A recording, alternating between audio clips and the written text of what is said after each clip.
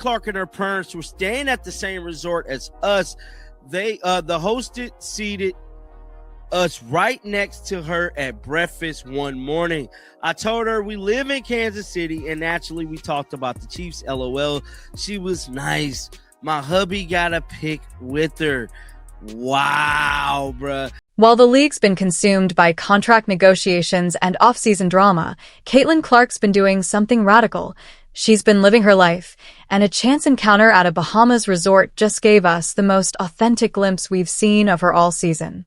No music, cameras, no handlers, just a fan, a breakfast table, and a conversation that's now breaking the internet. Freaking cool, man.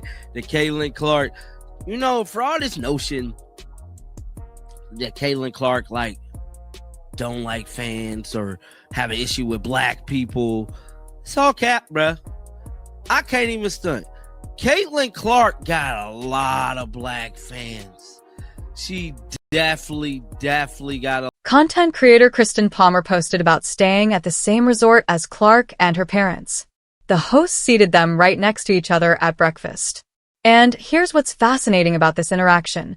Palmer's from Kansas City, so naturally they talked about the Chiefs. Not basketball, not the WNBA, football, because that's what normal people do when they meet at breakfast on vacation.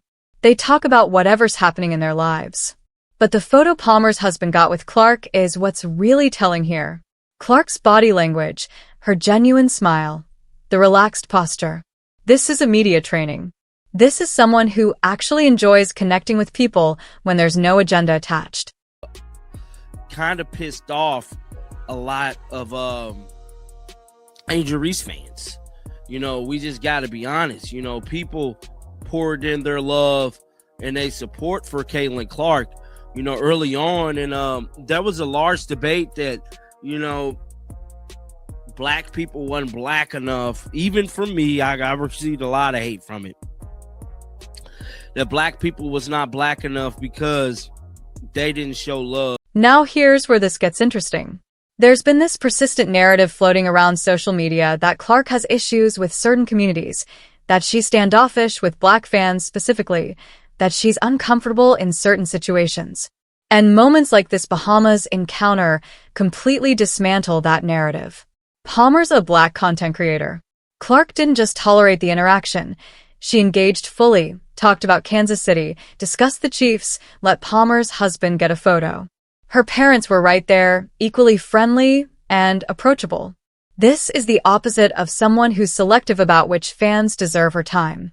Angel Reese, whenever she won the national championship, they didn't show love to her and all these different things. But end of the day, people fell in love with Caitlin Clark over her logo threes, the way she carried herself in pictures like this. I don't see very many pictures of Angel Reese with her fans. Now, I'm not one to pick on Angel Reese. I haven't talked about her in a mighty long time. But, you know, that was a growing notion that you weren't black enough if you didn't support Angel Reese. Let's talk about what really happened during Clark's rookie season. Because the backlash she faced wasn't about her actions. It was about who was supporting her. When Clark exploded onto the WNBA scene, she brought millions of new fans with her, and a significant portion of those fans were black. They fell in love with her logo threes, her competitive fire, the way she carried herself on the court. That support created tension because there was this expectation in some circles that black fans should be rallying behind Angel Reese instead, that supporting Clark somehow meant you weren't black enough. That became a genuine talking point in WNBA discourse during the 2024 season. Like I stated, this was just so cool that Caitlin Clark decided to do this, and I'm just happy about it, man. I'm just happy about it. Now we got a smidget of an update on CBA negotiations. So this is an article that came out early this morning. It says Breanna Stewart on endless CBA talks, just starting to see end of the tunnel. So Breanna Stewart is pretty much saying that we could be getting close to a deal on this CBA negotiation, man, and I'm gonna be so happy when we do. Think about how absurd that framework is. Fans don't owe their allegiance to anyone based on demographics. They support players they connect with, players whose game they enjoy watching, players whose personality resonates with them. Clark earned her fan base by being exceptional at basketball and authentic in how she presented herself. The Reese versus Clark debate became racialized in ways that had nothing to do with either player's actual behavior. Ree won the national championship with LSU in April 2023, and there were absolutely Black fans celebrating that moment. But when Clark's popularity exploded during her senior season at Iowa, suddenly the conversation shifted. Why aren't you supporting Ree? Why are you so invested in Clark? What does your preference say about your identity? That's an exhausting way to watch sports, and it's completely disconnected from how fandom actually works. President in the WNBA Players Union, which has been pushing for a bigger share of revenue. Stewart told reporters earlier this month that while the WNBA players have the ability to strike in our back pocket, no strike was present. In a recent interview with Front Office Sports, Stewart told her wife that my brain is hurting from the range and the complicity of the talks. Unfortunately, I wasn't an economic major or anything like that. But here's what the Bahamas moment reveals.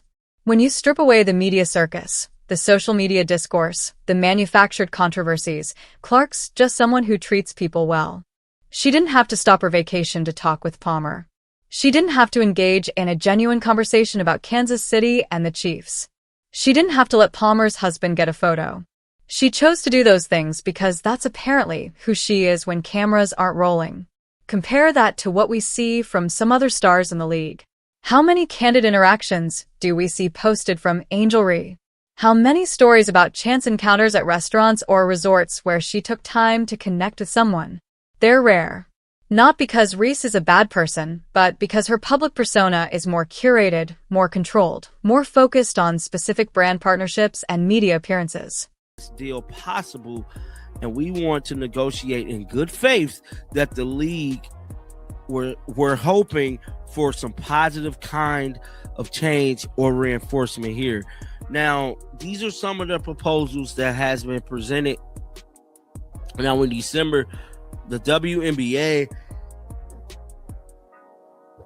proposed a structure that offers players 70% of league revenue sharing with the salary cap of around $5 million.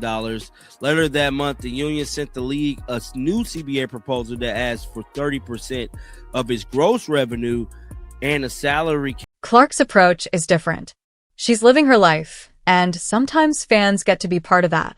It's authentic in a way that's increasingly rare in professional sports, and it's exactly why her fan base is so loyal.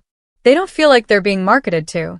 They feel like they're watching someone who genuinely loves the game and appreciates the people who support her. Now, let's shift to what's happening with the league itself.